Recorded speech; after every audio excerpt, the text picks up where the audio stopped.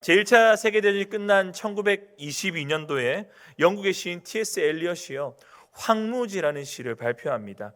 수백만 명의 젊은이들이 전쟁터에서 사나했습니다. 그리고 살아남은 자들마저 공허함 가운데 살아갔던, 방황했던 그 시대, 이 시대를 보면서요 물 한 방울도 나지 않는 그런 상황, 생명의 흔적이라고는 전혀 찾아볼 수 없는 그 땅을 빗대어서 메마른 황무지로 표현했습니다. 이 시의 첫 구절 너무나 유명하지 않습니까?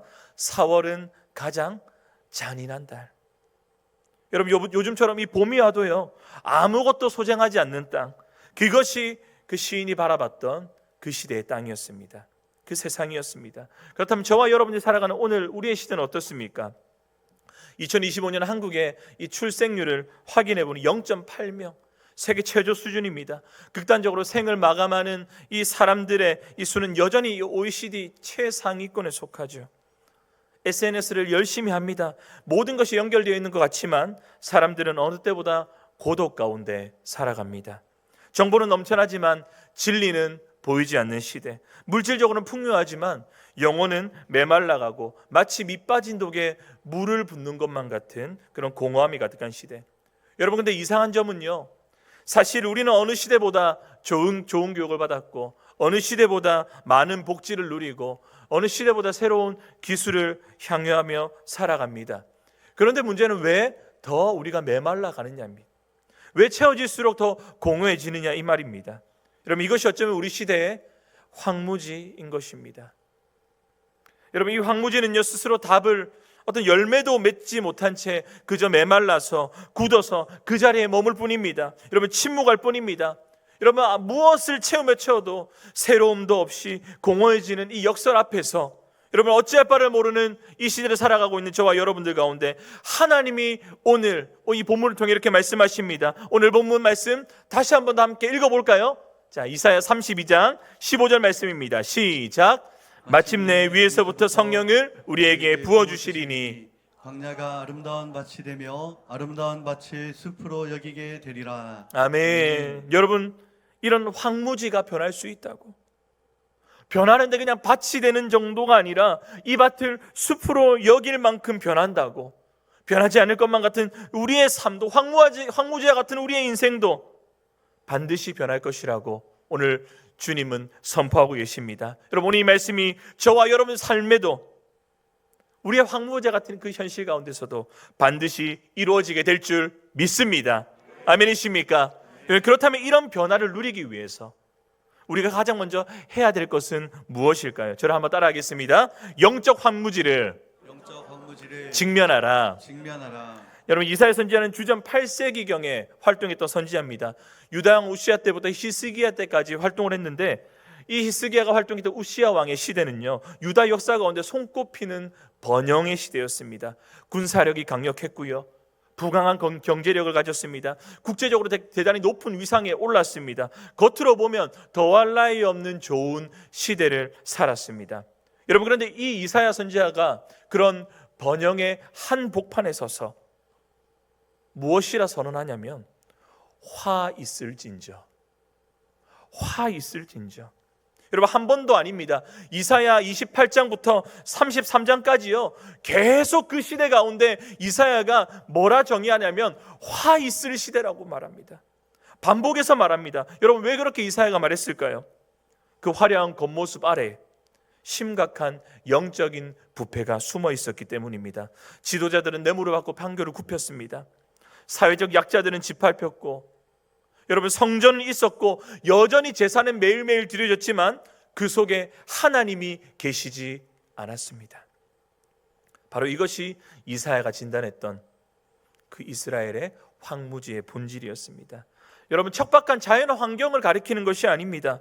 하나님의 영이 없는 곳, 그것이 황무지였습니다. 아무리 번성하고 아무리 노력하고 아무리 열심을 내고 아무리 잘 되는 것 같아도 하나님의 영이 없으면 그곳이 바로 황무지였습니다. 여러분, 그래서 이사야 선지자가요 오늘 본문 32장 9절에서 황무지를 살아가는 이들 가운데, 황무지처럼 메말라버린 이들을 향해서 어떻게 외칩니까? 함께 읽도록 하겠습니다. 시작. 너희 아니란 여인들아 일어나 내 목소리를 들을지어다. 너희 염려 없는 딸들아 내 말에 귀를 기울일지어다. 아멘. 여기서 아니란 여인들, 염려 없는 딸들은요, 단순히 어떤 여성들을 가리키는 그런 게 아닙니다.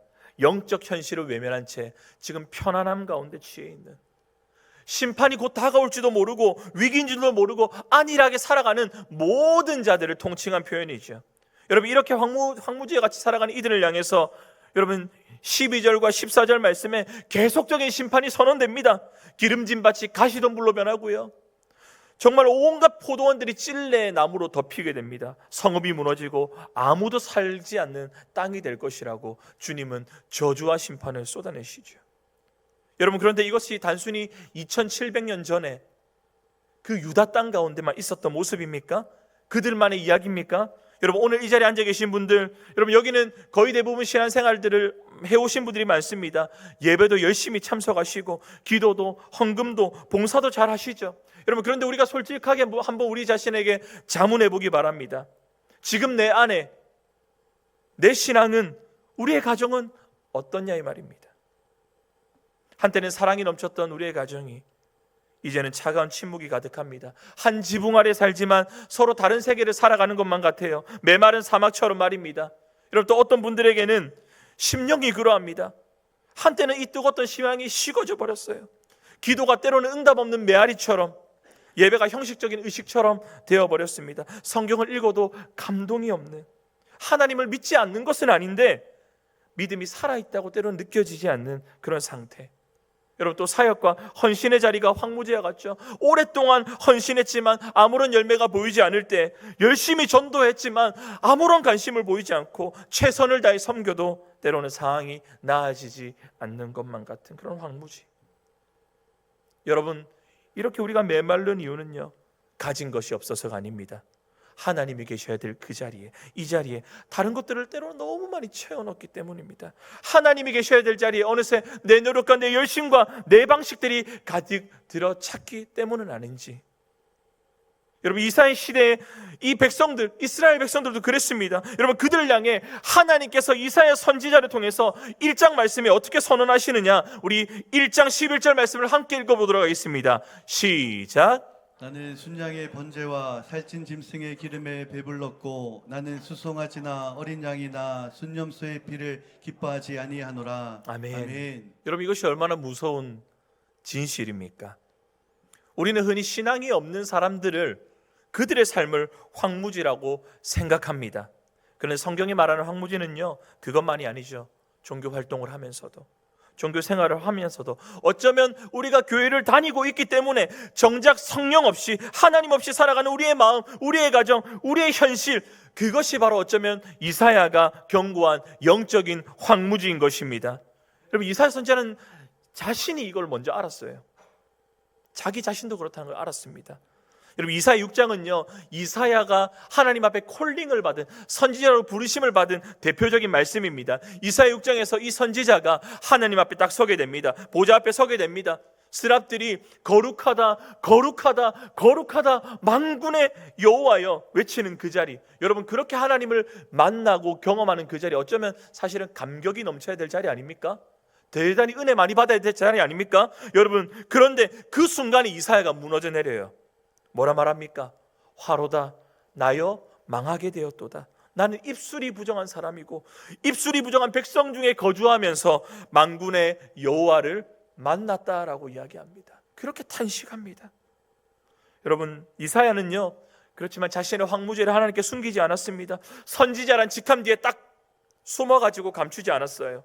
하나님의 거룩하심 앞에, 하나님 앞에 나의 연약함을, 나의 메마름을, 나의 황무지를 그대로 내어놓을 때 하나님이 어떻게 하셨습니까? 그때 스랍 중 하나가 제단에서 숯불을 가지고 이사야의 입술에 댑니다. 네 죄가 사하여졌다라고 하나님께서 선포하시죠. 여러분, 이사야가 고백한 것은요, 나는 스스로 할 수 없습니다, 나는 이 황무지를 내가 어떻게든 할 수 없습니다라고 무력함을 선언하고 고백한 것입니다. 바로 그 순간 하나님이 움직이시고 우리의 황무지가 변화되기 시작한 줄 믿습니다. 여러분, 우리 주님께서도 말씀하시지 않습니까? 우리 주님의 말씀을 다 같이 한번 읽어보도록 하겠습니다. 시작. 심령이 가난한 자는 복이 있나니 천국이 그들의 것이미요. 팔복의 첫 말씀입니다. 여기서 심령이 가난하다는 것은요, 단순한 무기력함, 그런 나의 나약함 이 정도만 뜻하는 것이 아닙니다. 내 안에 내 황무지를 회복할 수 없다라는 그런 영적인 힘이 내 안에는 없음을, 내 안에 이 공허한 심령을 내 스스로 채울 수 없다, 그것을 알고 나아가는 그 심령의 가난함이지. 역설적이게도 이렇게 겸손하게 이것을 인정하며 하나님께 나아갈 때 주님은 그렇게 인정하는 자에게 뭐라 말씀하십니까? 천국이 너희의 것이다. 여러분, 이렇게 자신의 황무지를 인정하는 자, 이런 인생이 성령을 받을 준비가 된 자인 줄 믿습니다. 아멘. 여러분, 이 진리를 깨닫는 것이 우리 변화의 출발점이에요. 이 황무지 앞에 우리의 무력함을 스스로 깨트리는 것, 그때 하나님의 역사가 시작합니다. 여러분, 우리의 무력함을 하나님 앞에 내어놓는 이 고백을 통해서 여러분, 저와 여러분들이 오늘 이 저녁에 하나님 앞에 인정하기 원합니다. 광야는 우리의 노력으로 되지 않는다는 것, 변화되지 않는다는 것. 오늘 저와 여러분들이 가장 먼저 해야 될 일은 우리의 황무지를 하나님 앞에 솔직하게 내어놓는 것입니다. 괜찮은 척, 잘 지내는 척 다 내려놓고, 하나님, 이것이 제 황무지입니다.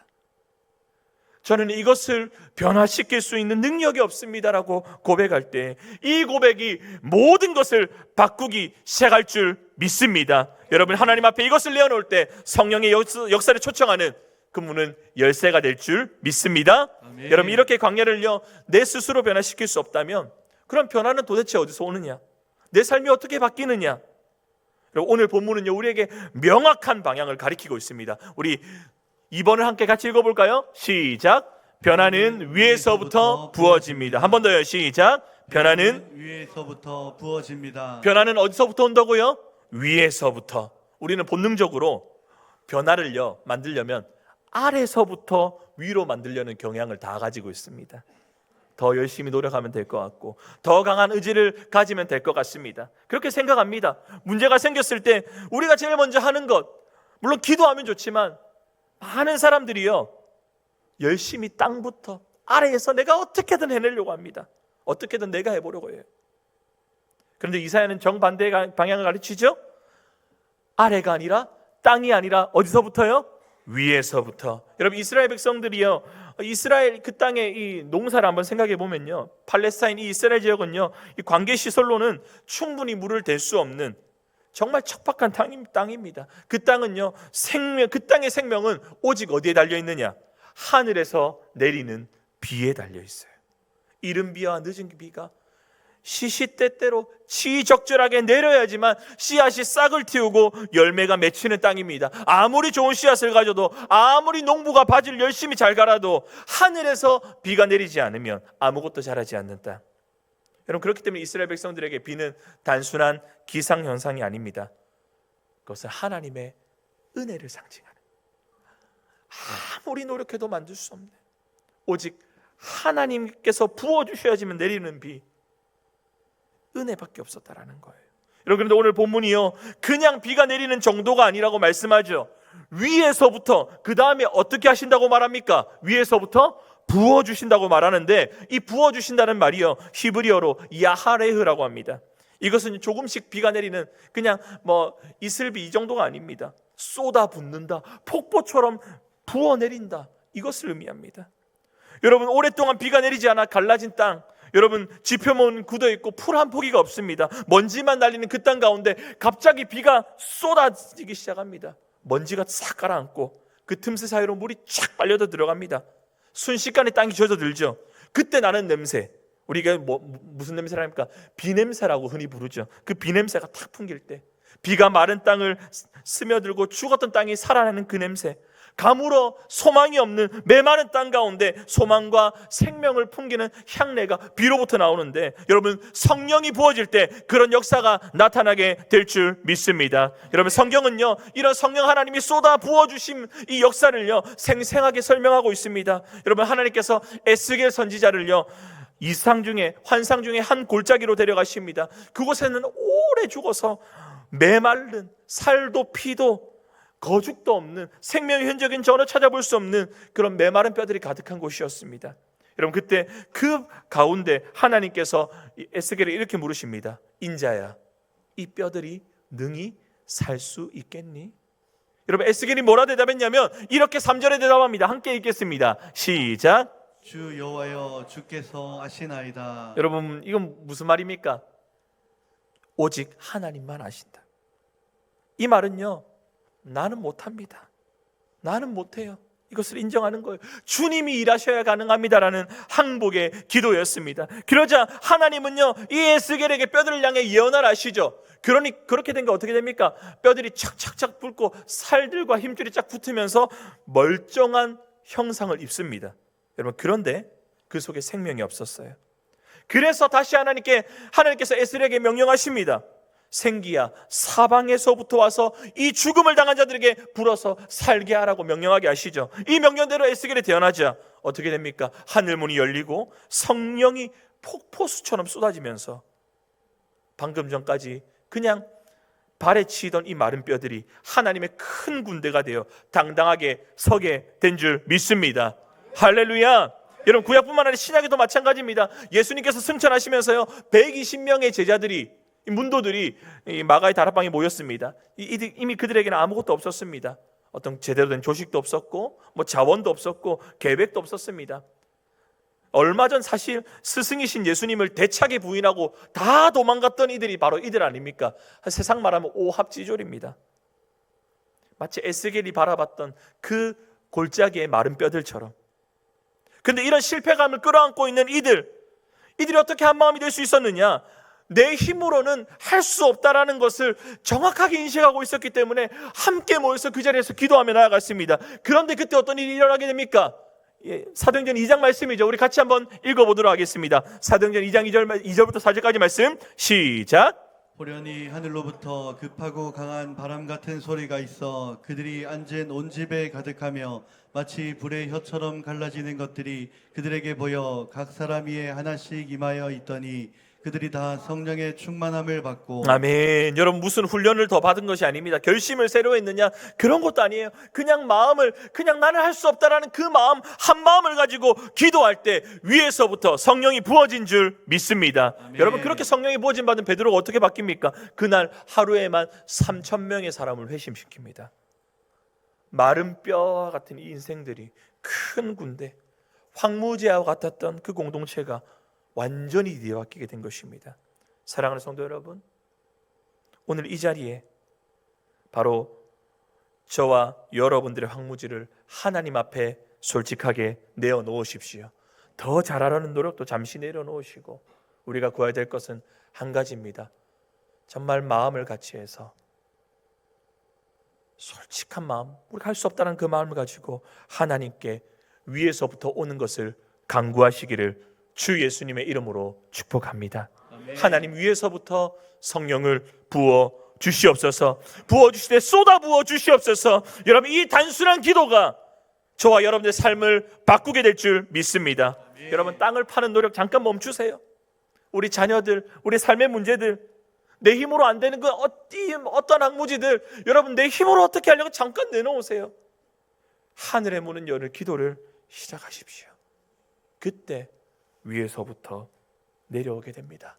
폭우가 갈라진 그 땅을 스며드는, 그래서 피어내는 그 소망의 향기, 그 마른 뼈와 같은 저와 여러분들의 광야가 반드시 생명력이 넘치는 변화가 일어나게 될 줄 믿습니다. 아멘이십니까? 여러분 그런데요, 이 비가 쏟아진다고 해서 그 즉시 마른 땅이 울창한 숲이 되느냐? 또 그것도 아니에요. 왜냐하면 폭우가 쏟아진 직후의 땅 한번 잘 관찰해 보시면 이 그냥 땅이 진흙탕으로 막 이렇게 보이죠. 여기서 우리에게 필요한 것은 뭐냐? 시간이 필요한 거예요. 그렇기 때문에 3번의 제목 우리 같이 한번 읽어볼까요? 시작.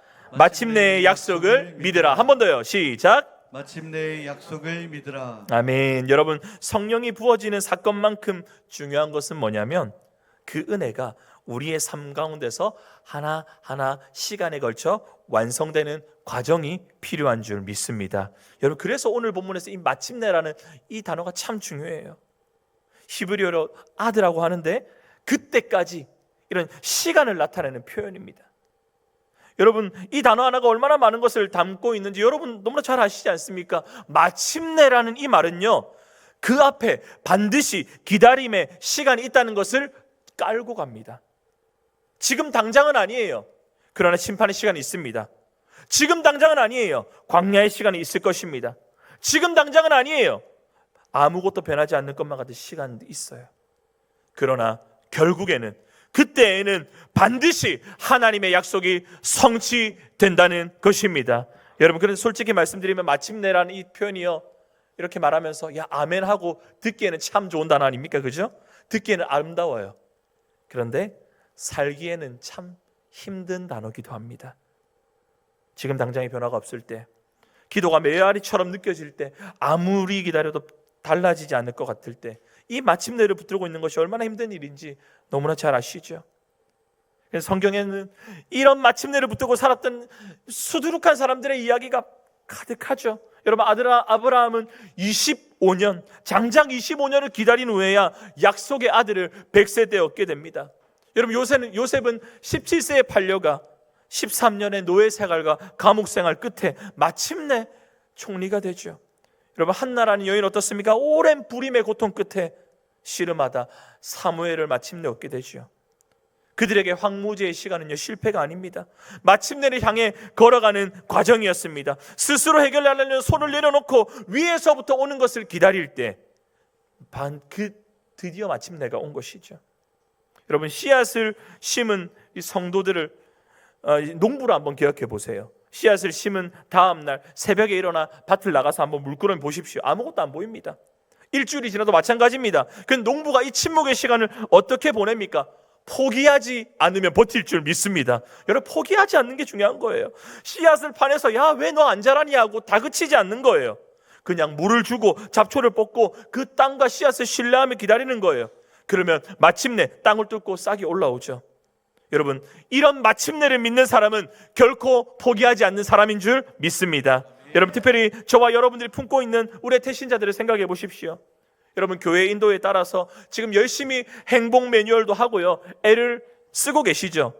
이렇게 써보는데 때로는 무슨 벽에 이야기하는 것만 같은, 내가 아무리 이렇게 이야기하는데도 벽 보고 이야기하는 것만 같은 그런 어려움들, 그런 마음에 사실 상처도 받기도 하죠. 교회 가자고 해도 복음을 전해도 아무 반응이 없습니다. 기도하고 막 부르짖는데 변화의 기미가 안 보이는 것 같아요. 여러분, 그런데 기억하십시오. 우리는 지금 이 땅을 보고, 심겨진 이 땅을 보고 아무것도 안 나왔다고 이야기하지만 하나님은 마침내를 이루시는 분이십니다. 우리가 포기하지 않고요, 여러분들의 태신자의 이름을 불러 기도할 때 그 영혼의 깊은 곳에 하나님이 이미 일을 시작하시는 거예요. 씨앗은 땅 위가 아니라 땅 아래서 자라요. 지금 보이지 않는다고 해도 아무것도 일어나지 않는 것이 아니기에 기도를 포기하지 마시고, 매뉴얼을 포기하지 마시고, 영혼을 마음에서 내려놓지 마시기를 축복합니다. 그러면 마침내 하나님께서 그들에게도 성령을 부어주시고 마침내를 믿는 믿음으로 나아가게 하실 줄 믿습니다. 여러분, 그렇다면 이 마침내, 위에서부터 성령이 부어질 때 그럼 어떤 변화가 일어나게 되느냐? 오늘 본문이요, 정말 멋들어지게 표현합니다. 이 변화의 현장, 우리 아래 있는 말씀으로 한번 힘차게 한번 읽어볼까요? 이런 변화가 나타나기 원한다라는 그런 믿음을 가지고 선포하겠습니다. 시작. 광야가 아름다운 밭이 되며 아름다운 밭을 숲으로 여기게 되리라. 한 번 더 읽어볼까요? 시작. 광야가 아름다운 밭이 되며 아름다운 밭을 숲으로 여기게 되리라. 아멘. 여러분, 광야가 아름다운 밭이 된다. 이 광야를 뜻하는 이 히브리어, 이 미드바르라고 하는데, 이것은 생명도 없고 고집만 남았던 이스라엘 백성들에게는 출애굽 40년간 뺑뺑 돌았던 그 광야, 변화가 없었던 그 메마른 땅을 가리키는 거예요. 고집만 남았던 그 땅. 여러분, 그런데 아름다운 밭, 이 밭은요, 정말 주인의 세심한 돌봄 아래서 최상품의 포도와 감람나무를 배출한 기름진 과수원을 뜻하는 겁니다. 완전히 다르죠. 죽음에서 생명으로의 완전한 반전입니다. 여러분, 성령 하나님께서 이렇게 우리 마음 가운데 임하시면 가장 먼저 일어나는 변화는 우리의 삶, 우리의 성품의 변화인 줄 믿습니다. 여러분, 우리 삶 가운데 고질적인 죄의 습관, 우리의 분노, 미움의 불길, 여러분, 이거 우리의 결단으로 잡힙니까? 안 잡힙니까? 대답이 없는 건 안 잡히는 거죠. 해보니까 됩니까? 안 됩니까? 여러분, 근데 이게 언제 잡히느냐? 성령의 단비가 내릴 때 비로소 잡히고 정리가 되고 그 자리에 거룩한 성품이 싹트게 될 줄 믿습니다. 여러분, 그래서 이렇게 말씀하잖아요. 갈라디아서 말씀입니다. 같이 읽겠습니다. 시작. 성령의 열매는 사랑과 희락과 화평과 오래 참음과 자비와 양선과 충성과 온유와 절제니. 아멘. 이것이 성령이 부어진 삶의 모습인 줄 믿습니다. 여러분, 사랑이 없던 관계에 사랑이 생기고요, 기쁨이 없는 삶에 희락이 넘치는 거예요. 불안했던 이 마음 가운데 화평이 착 찾아옵니다. 내 힘으로 고칠 수 없었다 같은 그런 나쁜 습관과 중독, 우울의 그늘 가운데 여러분, 성령 하나님께서 폭포수와 같이 임하시고 부어주셔서 우리의 모든 약함을 씻어내시고 그 자리에 생명의 싹을 틔워내실 줄 믿습니다. 여러분, 그렇게 되면 우리 사막과 같은 우리의 마음 바뀌는 거예요. 과수원으로, 아름다운 밭으로. 근데 이사야는 여기서 멈추지 않아요. 그 뒤에 뭐라 말씀합니까? 기름진 밭을 숲으로 여기게 되리라. 여러분, 밭과 숲의 차이가 뭔지 아십니까? 밭은요, 그 밭의 주인 한 사람의 이익과 유익을 위해 제한적인 공간입니다. 그죠? 밭에 서리하면 요새 잡혀가죠. 그죠? 옛날에는 안 잡혀간, 요새는 잡혀가요. 그 사람의 유익을 위한 딱 제한적인 공간. 근데 숲은 어떻습니까? 수많은 생명이 깃들고 길 잃었던 나그네가 쉼을 얻고 뜨거운 떼약볕을 막아주는 거대한 공간이죠. 여러분, 이와 같이 하나님의 은혜가 저와 여러분 삶 가운데 계속 머물고 하나님의 성령이 부어지고 쏟아 부어지면 나 혼자 은혜 받고 잘 사는 수준을 넘어서 다른 이들을 품고 기꺼이 그늘 내어주는 숲이 될 줄 믿습니다. 여러분들에게 상처받은 많은 영혼들이 찾아와서 정말 생명을 얻는 영적인 안식처가 되어 주십시오. 주님은 그런 풍성한 숲으로 저와 여러분들을 부르고 계십니다. 여러분, 20세기의 산업혁명 그 그늘 아래 여러분, 탄광 노동자들이요, 정말 힘들게 살아갔던 영국 웨일즈 지방에, 그 지방은 영적인 황무지였습니다. 교회는 텅 비어갔고요, 술집은 사람이 넘쳐났습니다. 사람들은 거칠었습니다. 마른 뼈들이 가득한 땅이었죠. 여러분, 그 땅 가운데 부흥의 도화선이 된 인물이요, 에반 로버츠라는 사람, 26살밖에 안 되는 젊은 광부였습니다. 근데 이 사람이 이 현실을 보고, 이 광야와 같은 현실을 보고 11년간 기도합니다. 11년간 뭐라 기도했느냐? 딱 한마디: 주여 저를 굽혀 주시옵소서. 나를 내려놓고 성령 하나님 내 위에 부어 주달라는 그 기도, 그것을 몇 년 동안 했다고 여러분? 11년 동안. 그 11년이 지나 마침내 그 기도 응답되었을 때 그 웨일즈 지방에 폭발적인 부흥의 역사가 나타났습니다. 6개월 만에 10만 명이 하나님 앞에 돌아오고 회심하게 돼요. 술집들이 다 문 닫아요. 법원에 판사들이요, 다 흰색 장갑을 꼈다고 합니다. 왜냐? 판결할 죄인이 없어서. 그리고 또 광부들이 성령을 받으니까 말이 바뀌잖아요. 언어 생활이 바뀌잖아요. 그래서 이 광산에 이 노새들이 짐을 끌었는데 주인의 말을 못 알아들었다고 해요. 왜냐? 주님 성령 받기 전에는 그 입이 어떻게 됐습니까? 시작할 때 뭐합니까? 시작할 때 씨가 나와. 그죠? 말 중간에 또 뭐가 나옵니까? 또 씨가 나와. 말 끝에 또 뭐가 나옵니까? 그러니까 욕을 안 하니까 동물이 우리 주인이 욕을 안 하니까 말을 못 알아들었던 그런 일화가 진짜가 있다고 해요. 주인이 말이 바뀌니까 노새도 못 알아듣는 정도로.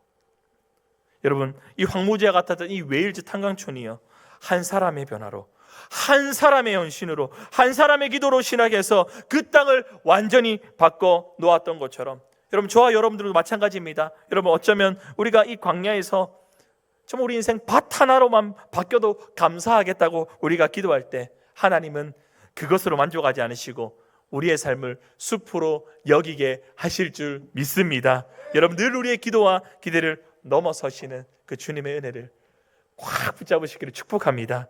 여러분, 오늘 말씀 맺으면서요, 오스트리아의 작곡가죠, 이 프란츠 슈베르트는 31살의 젊은 나이에 세상을 떠납니다. 그래서 그가 남겼던 미완성 교향곡이 있습니다. 8번 B단조. 원래 이 교향곡은 4개의 악장으로 구성되는데 이 미완성 교향곡은 2개의 악장으로 끝납니다.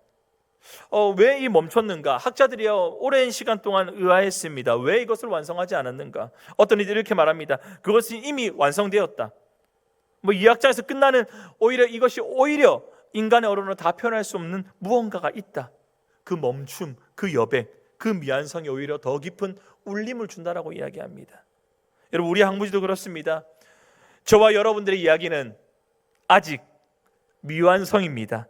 여러분, 2악장에서 멈춘 것처럼 보입니다. 때로는 기도에도 응답이 안 보이고 기다릴 변화가 안 나타나는 것 같아요. 그러나 하나님은 저와 여러분들의 이야기를 만성해 나가실 분이심을 믿습니다. 우리 그렇게 현재 진행형인 거예요.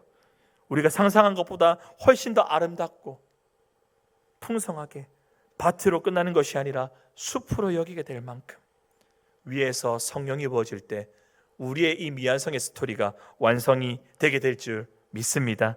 여러분, 전 세계에서 가장 건조한 곳 중에 하나가요 칠레의 아타카마라는 사막입니다. 근데 이 사막이요 정말 한 오랜 시간 동안 비가 안 내리는 그런 불모지로 유명한데 한 5년에서 10년에 한 번 비가 딱 내린다고 해요. 그때 비가 딱 쏟아지면, 폭우가 쏟아지면 기적과 같은 일이 일어나게 됩니다. 그 죽어 있었던 것만 같은 광야 밑에 숨어있던 그 씨앗 가운데 그 비를 팍 빨아들이고 나서 수백만 송이의 꽃들이 팍 피어나는 꽃의 사막으로 바뀌게 됩니다.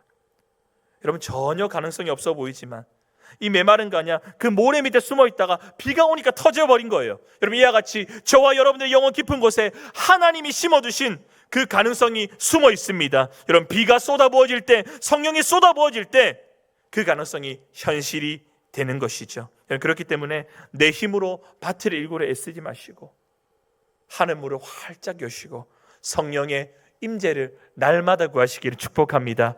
마침내 위에서부터 부으시는 그 성령을 간구하는 그 항복의 기도가 우리의 메마른 일상을 다시 회복하는 밭을 넘어 온 세상을 살리는 푸른 숲으로 바꾸고 놓게 될 줄 믿습니다. 여러분, 그 회복의 청사진을 이사야 선지자가 2700년 전에 본 거예요. 여러분들의 삶이 그렇게 바뀔 것이라고 이사야 선지자가 2700년 전에 이미 예언한 말씀, 오늘의 그 말씀을 저와 여러분 삶 가운데 소망을 가지고 마지막으로 선포하고 나아가도록 하겠습니다. 우리 힘차게 읽겠습니다. 시작. 마침내 위에서부터 영을 우리에게 부어주시리니 광야가 아름다운 밭이 되며 아름다운 밭을 숲으로 여기게 되리라. 아멘. 여러분, 성령의 단비 속에 흠뻑 젖어서 남은 한 주도 정말 주님 안에서 승리와 회복을 누리며 나아가는 저와 여러분 되시기를 주 예수님의 이름으로 축복합니다. 아멘.